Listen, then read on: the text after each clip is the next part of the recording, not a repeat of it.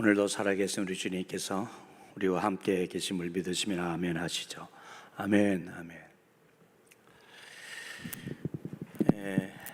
요즘 우리 성도들이 매우 어려운 시기를 지나고 있습니다.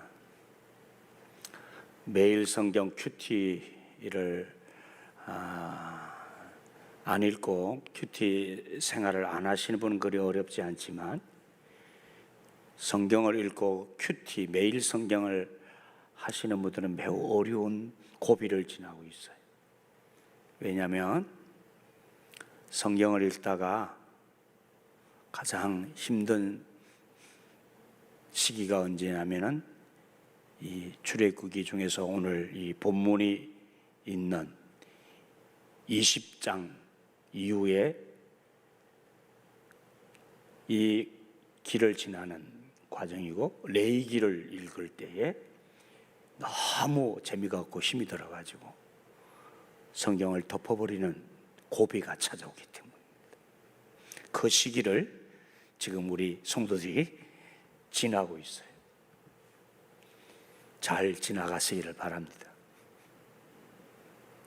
이 본문의 출애굽기가 광야에서 하나님께서 성막, 교회의 모형이었던 성막을 짓게 하시고, 그리고 거기에 제사를, 속죄 제사, 화목 제사, 또 제사의 방법인 번제 제사를 드리게 하시고, 또 제사장을 두게 하시고, 대제사장을 두게 하시고, 뭐 또 성막의 기구들을 또 두고 뭐 복잡한 이야기들을 아주 재미없는, 우리가 생각할 때 그 의미를 모르면 재미가 없는 지루한, 아주 지루한 이야기를 하시고 계시기 때문에. 그런데 우리는 바로 이 말씀을 통하여서 오늘 우리의 교회의 모습이나 예배 제도나 우리 그리스도인의 사명에 대해서, 또 목사의 지위와 그 역할은 어떤 것이어야 되느냐 하는 것을 잘 배워야 되는 것이에요. 다 여기서 이 말씀에서 시작된 것이기 때문입니다. 즉, 이 모든 것에 설계도를 주시고 그 하나하나의 의미를 오늘 말씀의 본문인 출애굽기서와 신명기, 레위기서 등을 통해 알려주셨습니다. 그러므로 우리의 신앙과 삶은 언제나 하나님께서 알려주신 대로 순종하는 것이 되어야 합니다.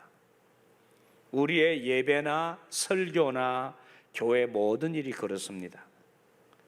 그런데 우리가 이 점에 주의를 기울이지 않고 방심을 하거나 다른 데 목적을 둘 경우에 전혀 다른 형태의 이상한 예배를 만들게 된다든지, 또 설교자나 설교에 대한 이해가 잘못된다든지, 교회의 사명이나 그 모습들이 망가지거나 변질되어지는 위험한 상황에 빠지기 때문입니다. 실제로 이런 현상들은 여러 면에서 우리 그리스도인들과 교회의 모습에서 드러나고 있는 일이기도 합니다.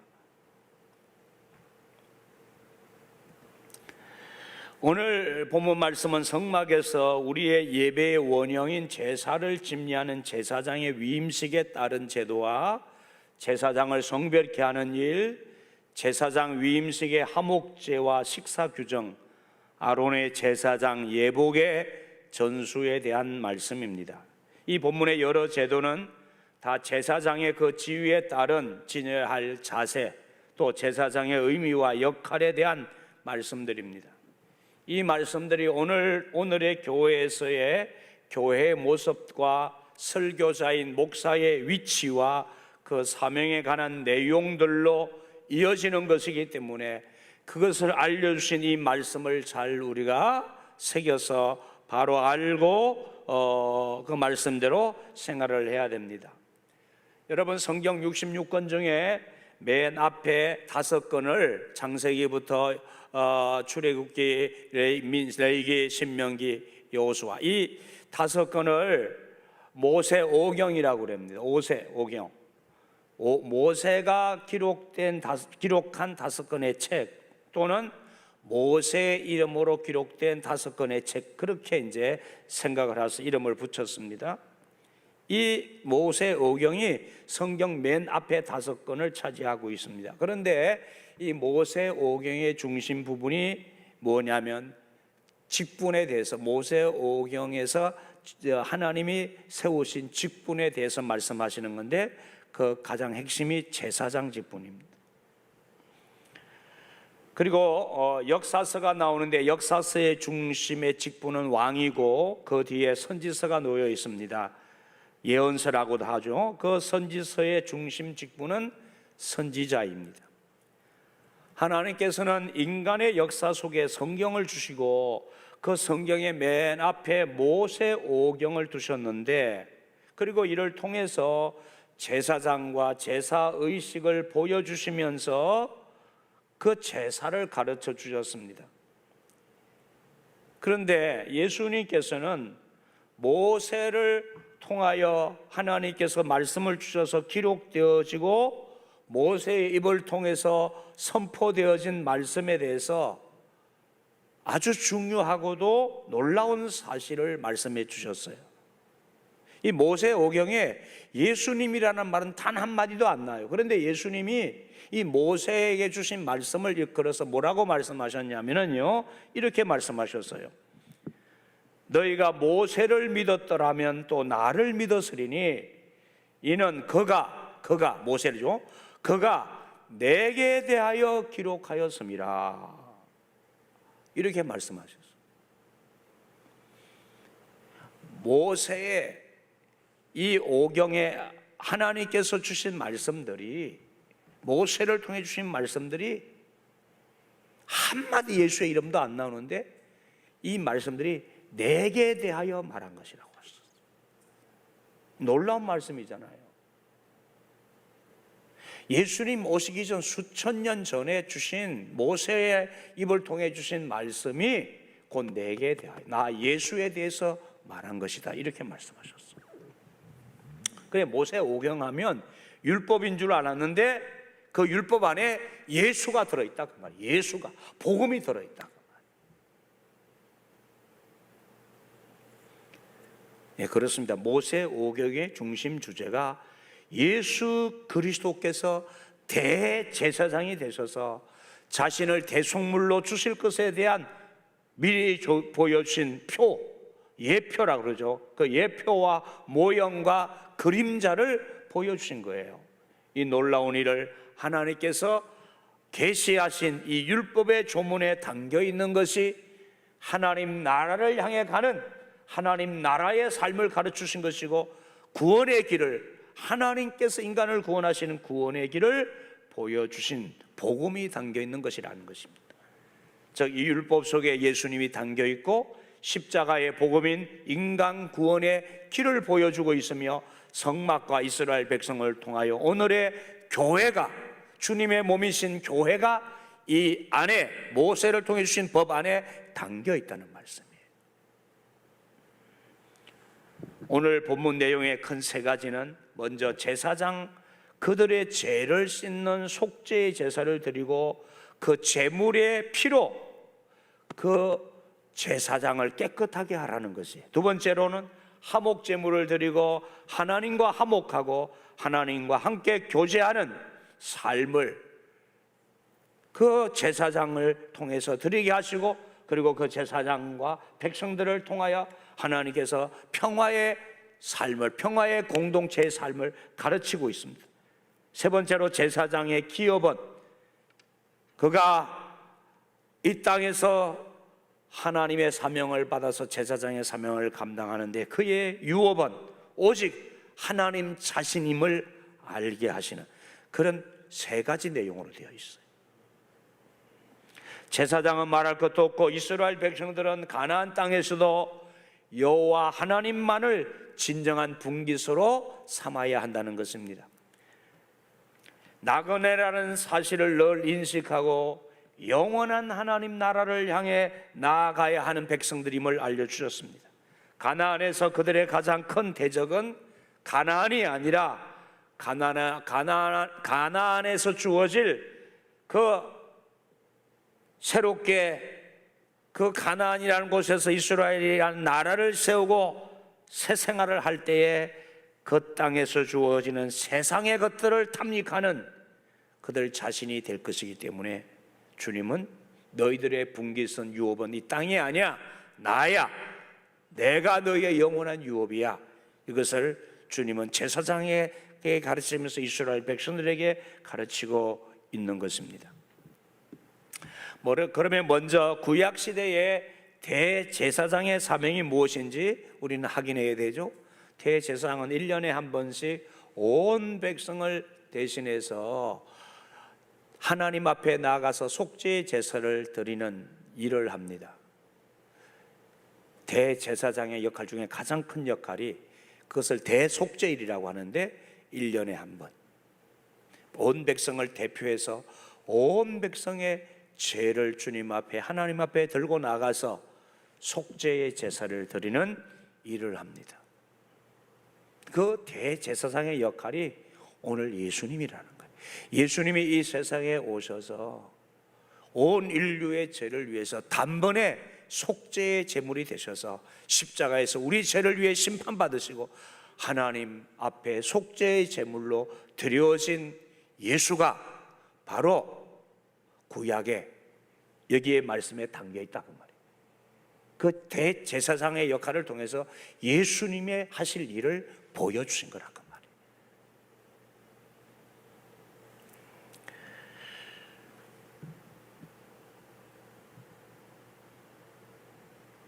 이 십계명과 율법을 모세가 받아서 반포하여서 가르치게 됩니다. 그러므로 모세는 성경 역사상의 첫 선지자의 역할을 하나님께로부터 받아서 한 것입니다. 그리고 이어서 이 하나님의 말씀을 따라 예배 제도, 제사 제도가 생기고 제사장 제도가 생기게 되었습니다. 우리를 받아주시는 것이 율법을 통해서가 아니라 속죄소에 뿌려진 대속의 피를 통해서 우리를 하나님의 자녀로 구원하셔서 받아주시겠다는 뜻이죠.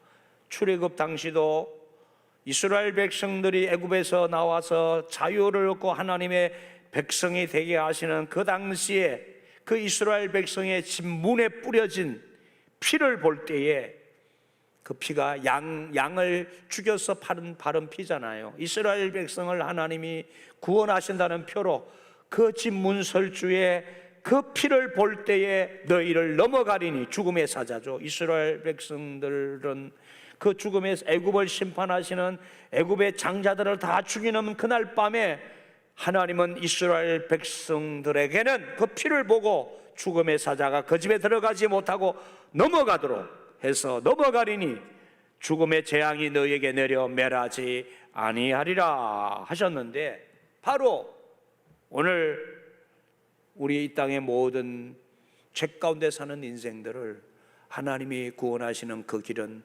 예수 그리스도, 우리의 대제사장이신 예수님의 그 어린 양의 피를 잡아서 그 피로 우리의 이 심령의 피를 발라서 예수의 피가 묻은, 우리가 예수를 믿을 때 예수의 피가 묻은 우리를 심판의 죽음의 사자가 넘어가고 우리는 죽음의 재앙을 맞지 아니하고 하나님의 자녀가 되게 하시는 그 하나님께로 나아가는 길을 하나님이 열어놓으신 이 대제사장의 역할이, 이 구약의 이 제사를 통해서, 이 제사장의 역할을 통해서 하나님이 우리에게 예수님을 보이시고 복음을 보이셨다 말이에요. 장차 이루실 십자가의 사건, 이 생명의 사건을 보여주신 거죠.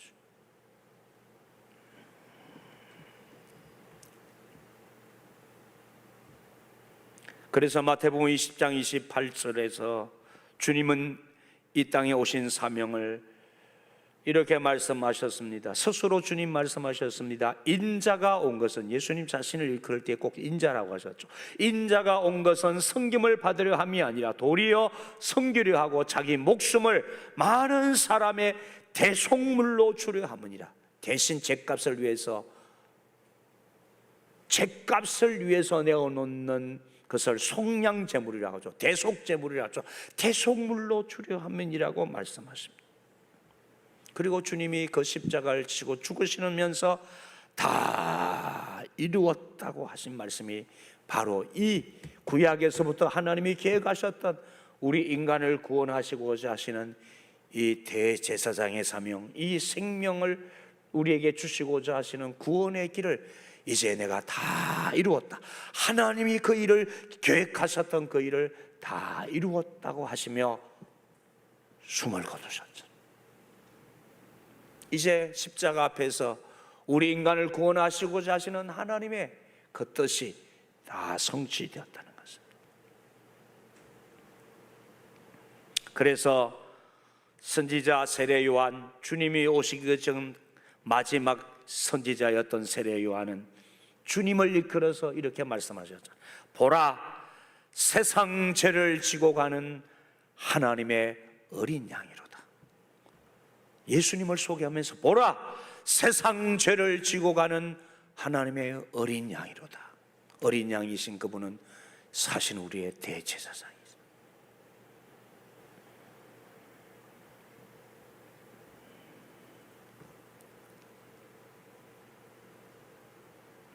그리고 이런 제사장 직분, 대제사장의 직분은 예수 그리스도임을 알려주시고, 그리고 제사장들은 또 수시로 하나님 앞에 그 매일매일 드리는 제사를 드렸고, 그리고 백성들이 죄를 지었을 때, 개개인이 어떤 특별한 죄를 지었을 때 그 죄를 하나님 앞에 회개하고 속죄의 제사를 드릴 때에 제사장들이 제물을 가지고 대신 속죄의 제사를 드리죠.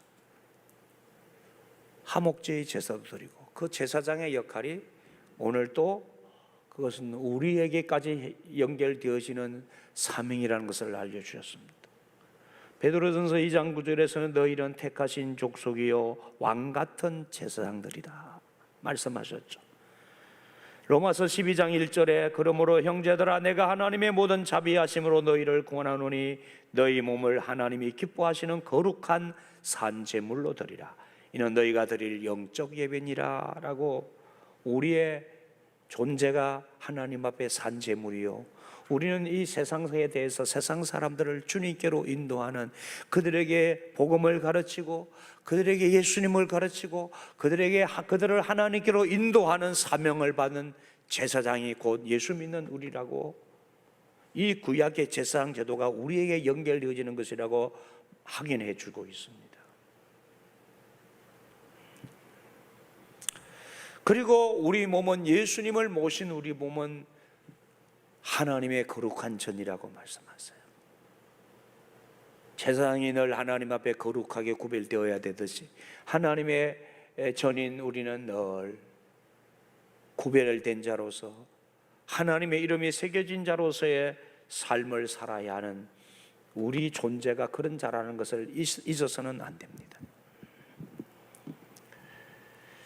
그리고 모세를 비롯한 구약시대의 선지자들의 사명이 무엇인가 하는 점입니다. 첫 선지자로서의 사명은 모세가 감당을 했습니다. 그 대표적인 일 중에 하나가 이제 십계명을 받고 이스라엘 백성들에게 하나님의 말씀을 선포하죠.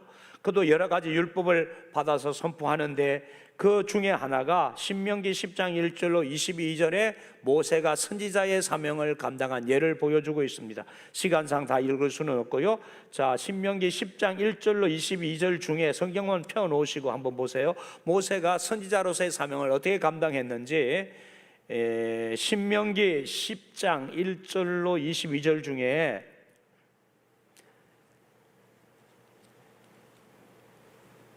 신명기입니다. 신명기서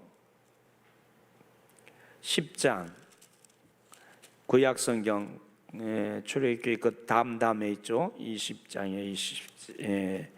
10장 페이지 수 이거 펴놓고 한번 보시죠. 페이지 수로 277면인데, 자, 그 중에 12절부터 몇 절만 제가 읽겠습니다. 보시죠. 이스라엘아, 내 하나님 여호와께서 내게 요구하시는 것이 무엇이냐? 곧 내 하나님 여호와를 경외하며 그의 모든 도를 행하고 그를 사랑하며 마음을 다하고 뜻을 다하여 내 하나님 여호와를 섬기고 내가 오늘 내 행복을 위하여 내게 명하는 여호와의 명령과 규례를 지킬 것이 아니냐. 하늘과 모든 하늘의 하늘과 땅과 그 위의 만물은 본래 내 하나님 여호와께 속한 것이로되 여호와께서 오직 내 조상들을 기뻐하시고 그들을 사랑하사 그들의 후손이 너희를 만민 중에 택하셨음이 오늘과 같으니라. 그러므로 너희는 마음에 할례를 행하고 다시는 목을 곧게 하지 말라. 너희의 하나님 여호와는 신 가운데 신이시며 주 가운데 주시요 크고 능하시며 두려우신 하나님이시라. 사람을 외모로 보지 아니하시며 뇌물을 받지 아니하시고 고아와 가부를 위하여 정의를 행하시며 나그네를 사랑하며 그에게 떡과 옷을 주시나니 너희는 나그네를 사랑하라. 전에 너희도 애굽 땅에서 나그네 되었음이니라. 내 하나님 여호와를 경외하여 그를 섬기며 그에게 의지하고 그의 이름으로 맹세하라. 그는 내 찬송이시요 내 하나님이시라. 내 눈으로 본 이같이 크고 두려운 일을 너를 위하여 행하셨느니라. 애굽에 내려간 내 조상들이 겨우 70인이었으나 이제는 내 하나님 여호와께서 너를 하늘의 별같이 많게 하셨느니라. 자, 여러분, 이것이 모세가 하나님의 말씀으로 이스라엘 백성들에게 설교하는 내용이잖아요. 하나님의 말씀, 메시지를 전하는 거예요. 하나님 잘 섬겨라. 이 가나안 땅에 들어가서 너희가 하나님 원하시는 삶을 살아라. 이게 선지자의 사명이에요. 선지자는 뭐 하는 사람이라고요? 하나님의 말씀을 맡아서 설교하는 거예요. 설교. 오늘의 설교자가 선지자인 거예요. 선지자 시대에 선지자의 대표로 엘리야를 꼽게 됩니다. 그리고 갈멜산의 대계를 연상하게 됩니다. 열왕기상 18장 21절에 엘리야 선지자는 백성을 향하여 너희가 어느 때까지 우상 숭배하는 여기서 그리고 너희가 하나님을 섬기하는 백성으로서 이 사이에서 머뭇머뭇하려느냐. 여호와가 만일 내 하나님이면 그를 따르고 이 우상 바알이 너희 하나님이냐 바알이 참신이면 그를 따를지니라 하면서 선지자의 사명이 무엇이냐 하면은 바로 하나님의 뜻을 따라 살아가도록 설교하는 거예요.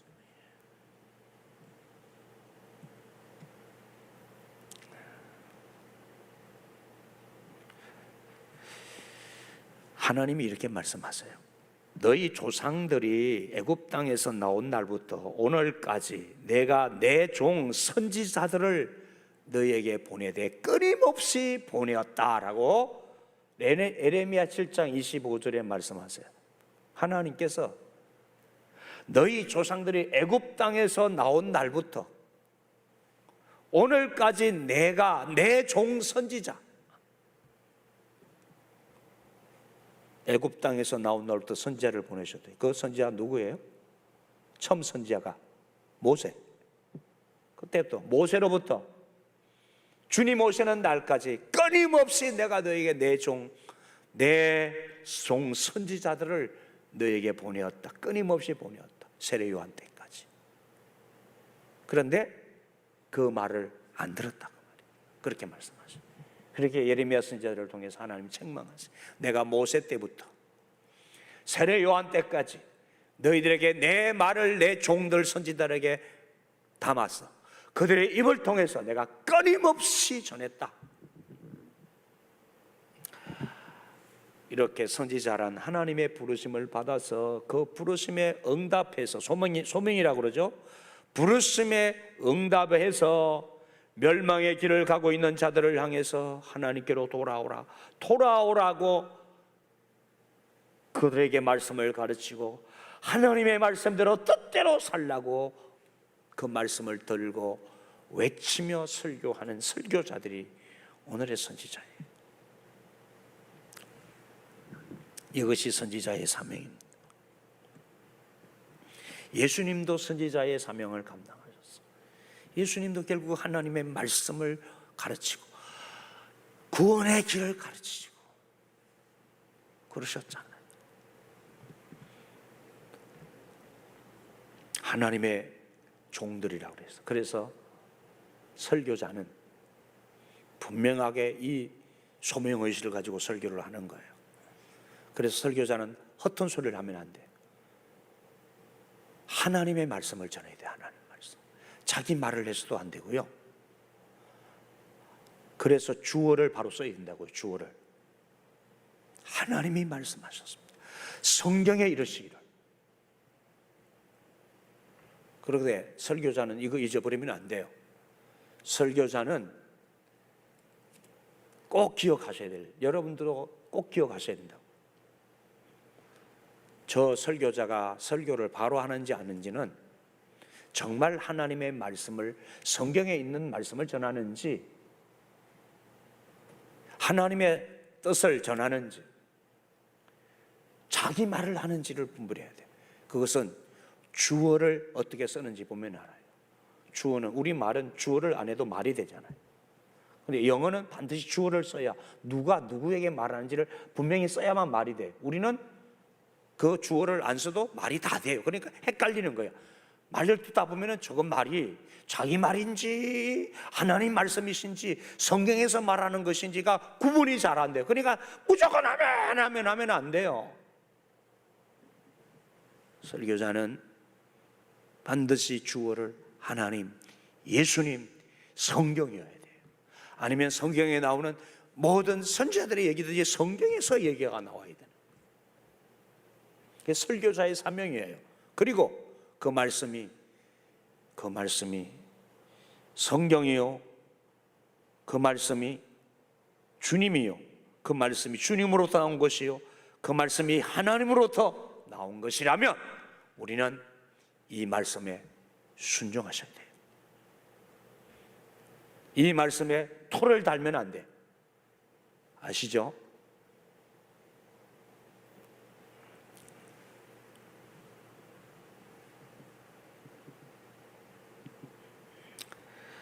예수님께서도 오셔서 말씀을 전하시는데 선지자의 사명을 감당하셨는데 누가복음 13장 34절에 예루살렘아 예루살렘아 선지자들을 죽이고 내게 파송된 자들을 돌로 치는 자여 암탉이 제 새끼를 날개 아래에 모음같이 내가 너희의 자녀를 모으려 한 일이 몇 번이냐 그러나 너희가 원하지 아니하였도다. 주님이 말씀을 전하는데 그렇게 백성들을 주님께로 인도하고 하나님께 인도해서 하나님의 뜻대로 살아가려고 하는데 말을 안 듣는다. 말을 안 듣고 하나님 말씀을 안 받아들인다고. 그랬더니 주님이 보라 너희 집이 황폐하여 버림받으리라 하시면서 또 백성들을 잘못 인도하는 지도자들이 있었거든요. 그들을 향하여서 주님은 이렇게까지 아주 너무 센 말씀을 하셨어요. 뱀들아 독사의 새끼들아. 왜 이 성경에 독사, 조금 더 순환된 용어로 독사의 자식들아 그렇게만 써도 좀 덜하겠는데 이 번역을 할 때 이 원문 성경에 있는 그대로 독사의 새끼들아 이렇게 주님이 말씀하신 것이 아주 엄하게 새끼들이라고 표현했다고 성경은 기록하고 있어요. 독사의 새끼들, 뱀들아 독사의 새끼들아 너희가 어떻게 지옥의 판결을 피하겠느냐. 엄청난 단호하게 말씀하셨어요. 이 하나님의 말씀을 받아들이지 않고 계속 딴지를 걸면서 그렇게 불순종하는 그들을 향한 이 독사의 새끼들아. 선지자의 사명이에요. 선지자.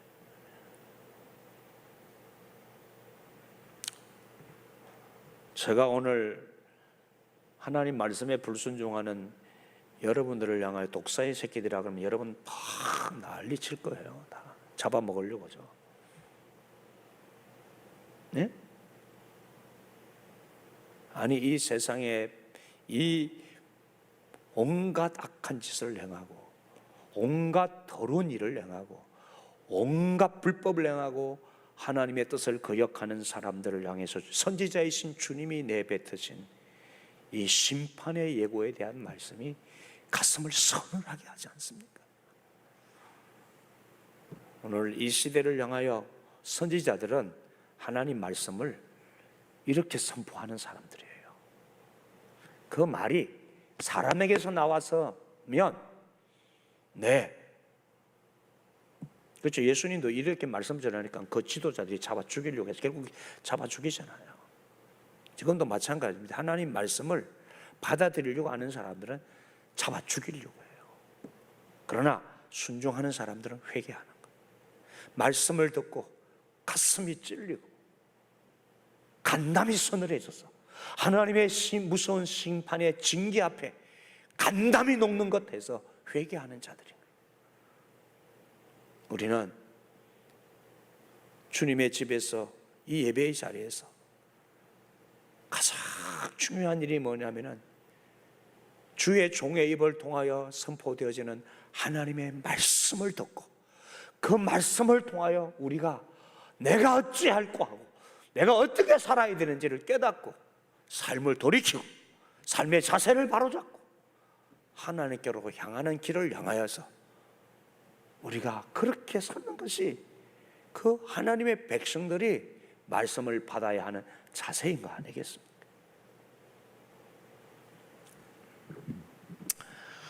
오늘 마태복음 말씀에서는 그래서 주님이 부활하시고 나서 40일 동안 이 세상에 계시면서 부활하신 주님을 당신을 드러내셨다가 이제 하늘로 성천하시면서 올리시면서 내가 다시 이 세상에 올 때까지 너에게 마지막 부탁을 한다고 말씀하시면서 사명을 주시죠. 그 제자들이 있었습니다. 제자들뿐만 아니라 그들을 통하여서 이제 예수님을 알게 되어지고 믿게 되어질 수많은 하나님의 자녀들이 오늘 우리에게까지 이르게 되어지는 이거 말씀을 부탁하시죠. 그것을 주님의 지상 최대의 명령이라고 말씀하잖아요. 예? 오늘 이 마태복음 28장을 지상 최대의 명령이라고 하세요. 그러므로 너희는 가서 19절 그러므로 너희는 가서 모든 민족을 제자로 삼아 아버지와 아들과 성령의 이름으로 세례를 베풀고 내가 너희에게 분부한 모든 것을 가르쳐 지키게 하라. 보라 세상 끝날까지 내가 너희와 항상 함께 있으리라. 이렇게 마지막 부탁을 하신 이 사명이 선지자의 사명을 감당하라고 제자들에게 너희가 내가 부탁하는 이 말을 이 복음을 이 하나님의 말씀을 모든 세상 사람들에게 전해서 가르쳐라 지키게 해라. 이 제자들이 예수님의 12제자들이 이 선지자의 사명을 받은 것이죠. 오늘 이 목사가 선지자의 사명을 받은 것이요 저와 여러분이 선지자의 사명을 받은 자예요. 이 하나님 말씀을 부탁하신 하나님 우리에게 위임해 주신 이 말씀을 제사장 위임식을 하잖아요. 제사장 위임식이라는 의미는 하나님이 당신을 세웠고 하나님이 당신에게 하나님의 말씀을 전하고 제사를 드릴 사명을 주셨다는 것을 위임식이라고 해요. 오늘 이 목사가 안수받고 하나님 말씀을 받아서 대언할 수 있는 위임, 하나님 위임하신 자격을 가지고 이 자리에 있는 거예요. 아멘이시죠? 그러므로 목사가 하나님 말씀을 전할 때에 우리가 성도들이 어떻게 이 하나님 말씀을 받아야 되고 이 세상 사람들이 어떤 권력자라도 어떻게 교회에서 주의 종들을 통하여 선포되어지는 말씀을 어떻게 받아야 되는지를 알아야 되는 거예요.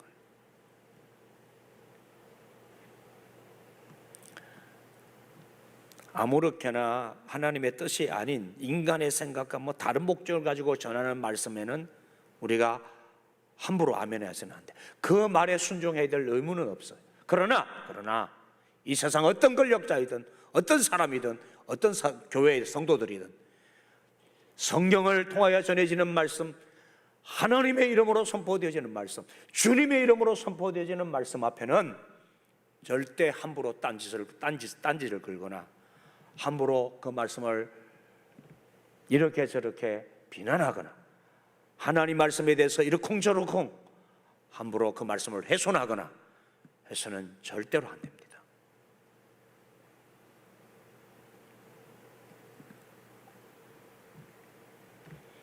그것이 하나님의 말씀을 받는 성도들의 태도여야 돼요.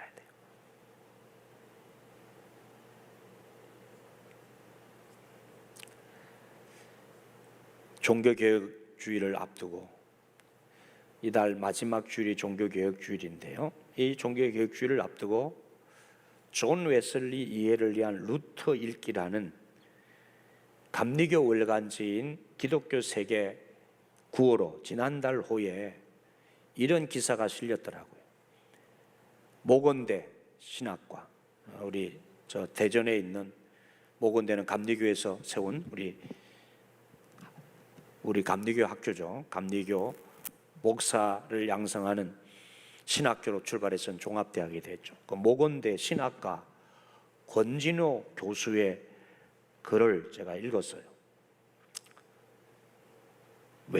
존 웨슬리 이해를 위한 루터 읽기. 여기에서 설교에 관해서 그분이 이렇게 정의를 해놨어요. 설교, 복음 설교자 루터가 말한 설교에 대해서 중요한 게 몇 가지. 이 말씀은 제가 종교개혁주의에 다시 좀 말씀을 자세하게 전하려고, 이분의 말씀을 인용해서 전하려고 하고 있는데, 그 중에 중요한 말씀 몇 가지만 나누려고 합니다. 설교 없는 예배란 존재할 수 없다. 예배 개혁에 관한 글에서 교회는 오직 하나님의 말씀을 설교하고 하나님께 기도하기 위한 목적으로 모여야 한다고 강조하면서 모든 것이 하나님 말씀에 달려있다, 말씀 위에 모든 것이 중지되어야 하고 말씀보다 더 가치를 두어야 할 것은 없다고 말했다고, 루터가 말했다고 전하고 있어요. 루터가 일으킨 종교개혁의 본질은 설교의 부흥과 설교의 회복운동이다라고 했습니다. 설교, 복음의 선포와 하나님 나라의 삶을 가르치는 것이 제한되거나 위축되고 잘못 선포되어지고 가르치는 설교의 회복이 교회와 성도와 예배와 세상을 살리는 길이었기 때문입니다. 네, 저는 오늘날 한국 교회 현실을 바라볼 때에 이 루터가 말한 설교에 대한 말을 깊이 새겨야 한다고 생각합니다. 오늘 종교교육의 과제는 설교의 바른 선포예요. 설교가 잘못되고 있다는 거예요. 설교가 하나님의 말씀이 아니라 전 인간적인 것으로 말씀이 변질되고 있다는 거예요. 설교가 회복되어야 된다. 설교가 다시 하나님의 말씀으로 회복되어야 된다는 거예요. 말씀이 혼란스럽다.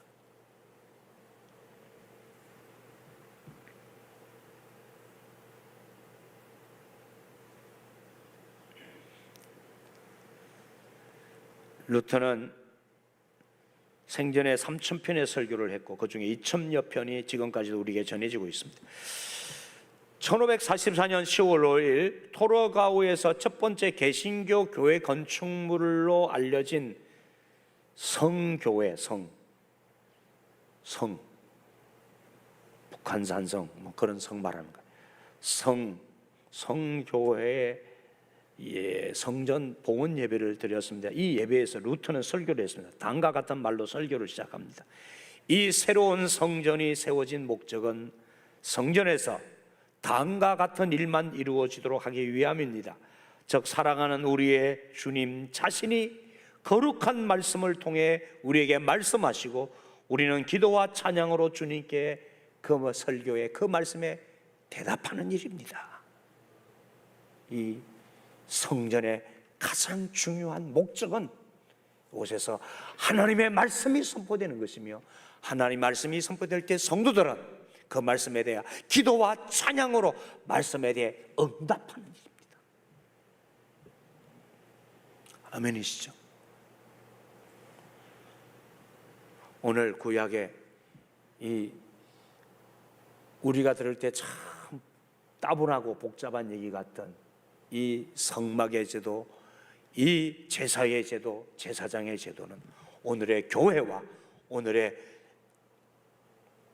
우리 주 예수 그리스도를 통한 이 복음과 그리고 목사를 통한 선자를 통한 하나님의 말씀이 어떻게 선포되어야 되고 교회가 뭐 하는 곳인지를 알려주시는 거죠.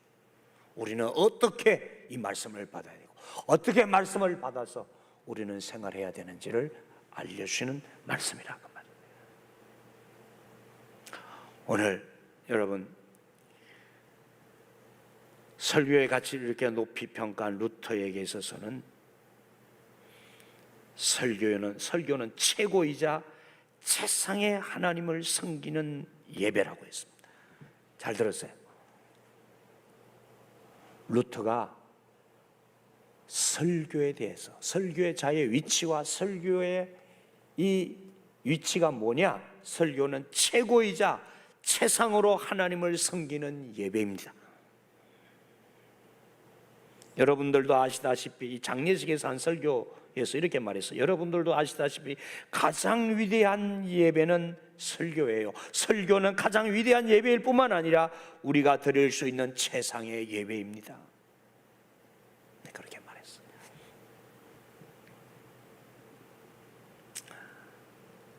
오늘 그러므로 이제는 우리는 이 설교가 무엇인지, 설교자의 위치에 대해서도 바로 하죠. 설교자의 사명이 무엇인지도 알아야 돼요. 이것을 누가 가르쳐 주셨는지 알아야 돼요. 교회 예배의 가장 중요한 요소가 무엇인지 아셔야 돼요. 그리고 그 말씀을 받는 우리의 자세는 어떠해야 되는지도 다시 확인하면서 우리의 예배가 바로 회복되어지고 하나님의 말씀이 바로 회복되어지고 하나님의 말씀이 우리 안에 바로 새겨지는 그런 생활로 이어지기를 바랍니다. 기도하시죠.